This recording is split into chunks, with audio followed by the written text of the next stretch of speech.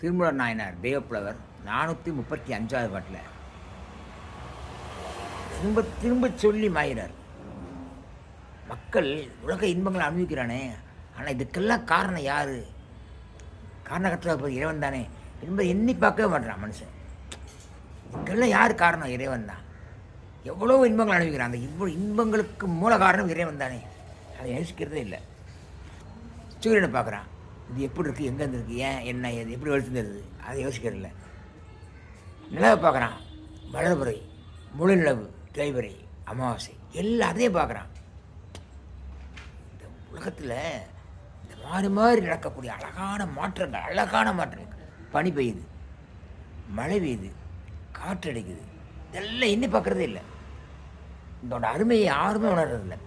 தெருளும் உலகிற்கும் தேவர்க்கும் இன்பம் அருளும் வகை செய்யும் ஆதிப்பிராணம் மனிதர்களுக்கும் தேவர்களுக்கும் இந்த இன்பத்தை தரக்கூடிய இந்த அற்புதமான ஆதிப்பிரானாகிய இறைவன் சுருளும் சுடர் ஒரு தூவன் சுடரும். சுருளும் என்னது? உலகம் மெகலன் கடல் பயணம் போன பிறகு கிட்டத்தட்ட சமீபத்து காலத்தில் 100 வருஷங்களுக்கு 500 வருஷங்களுக்கு முன்னாடி தான் மெகலன் சுற்றி வந்தது. ஆனால் இத்தனையோ 1000 வருஷங்களுக்கு முன்னால் இந்த பூமி சுற்றிக்கிட்டே வருதுங்கிறது கண்டுபிடிச்சது நம்ம தமிழினம். சுருளும் சுடர் ஒரு தூவன் சுடரும், நிலவும் சூரியனும் ரெண்டும் சுற்றி வருது. இருளும் அறநின்று இருட்டறையாமே. இவ்வளோ நடக்குது, இருந்தாலும் இதெல்லாம் எப்படி நடக்குது கேட்காத குருட்டுப்பேடாக இருக்கானே.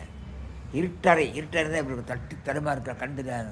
அந்த மாதிரி இவ்வளோத்தையும் அனுபவிக்கிறேன். இதெல்லாம் எங்கேருந்து வந்துச்சு? யார் அதுக்கெல்லாம் மூலப்பொருள்? யோசிக்க மாட்டானே.